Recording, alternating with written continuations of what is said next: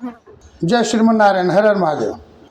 यज्ञाचार्य के क्या कार्य हैं, इस विषय को लेकर के आचार्य जन कहते हैं, सविधि यज्ञ के कार्य को संपादित करना और यज्ञ मंडप में उपस्थित समस्त ऋत्विजों को यथा योग्य कार्य में लगाना तथा उन कार्यों का निरीक्षण करते रहना, यह यज्ञाचार्य का कार्य है।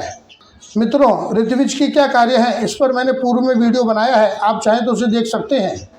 अनेक प्रकार के कर्मों को स्वयं करने वाला और कराने वाला, धर्म को और विधि को जानने वाला, वह आचार्य कहलाता है।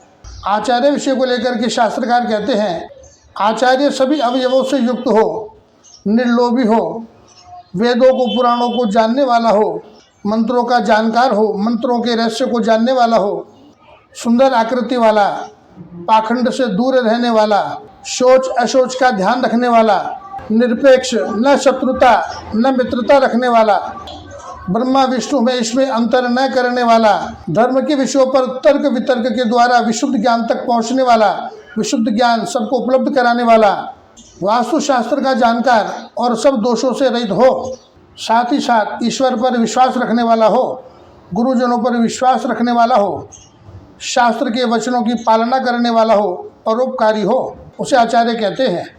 जो आचार्य यज्ञ को सांगोपांग सविधि कराते हैं, वही उत्तम यज्ञ कहलाते हैं। वस्तुतः वही यज्ञ कर्म को कराने के अधिकारी हैं। जो आचार्य शास्त्र विरुद्ध कर्म कराते हैं, उन्हें याग कंटक या मंत्र कंटक कहा जाता है। जिस प्रकार यज्ञ को श्रेष्ठ और उत्तम बताया है, उसी प्रकार उस यज्ञ के विधि विधानों को भी परिमार्जित और आदर्श बताया है। परिमार्जित पर मैंने एक पूर्व में वीडियो बनाया है, आप उसे देख सकते हैं कि परिमार्जित किसे कहते हैं। जिस प्रकार यज्ञ एक पवित्र और श्रेष्ठ कर्म है, उसी प्रकार उसके विधि विधान भी परिमार्जित और आदर्श हैं। यज्ञ कर्म के विधि विधानों को देखने से ही ज्ञान कोश में वृद्धि होती है। इसीलिए पूर्वाचार्यों ने कहा, यज्ञ कर्म की भांति ही यज्ञ कर्म के विधि विधान भी परिमार्जित और आदर्श है, ग्रहण करने योग्य है। जितना महत्व यज्ञ रखता है, उतना महत्व यज्ञ के विधि विधान रखते हैं।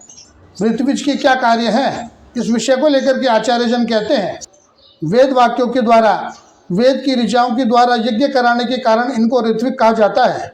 यज्ञादि कार्यों को सुगमता पूर्वक संपादित करने के लिए सर्वप्रथम ऋत्विज ब्राह्मण की आवश्यकता पड़ती है। ऋत्विज कहो ब्राह्मण कहो एक ही बात है। ऋत्विजों के बिना यज्ञादि कर्म नहीं हो सकते हैं, इस बात को आप ठीक ठीक समझ लीजिए। ऋत्विजों पर ही समस्त यज्ञ कर्म की प्रतिष्ठा निर्भर है। जो यज्ञ करने वाले ब्राह्मण हैं, उनको ऋत्विक कहते हैं। जो दक्षिणा लेकर के यज्ञ करता है, वह ऋत्विक कहलाता है। जो यजमान की प्रेरणा से प्रेरित होकर के अग्नयादान, पाक यज्ञ, अग्निष्टोमादि यज्ञ कर्मों को आचार्यत्वेन व्रत समझ करके करता है, वह ऋत्विक, यजमान का ऋत्विक कहलाता है। जो व्रत होकर के पाक यज्ञादि कर्म को करता है, वह ऋत्विक कहलाता है। जय श्रीमन नारायण, हर हर महादेव।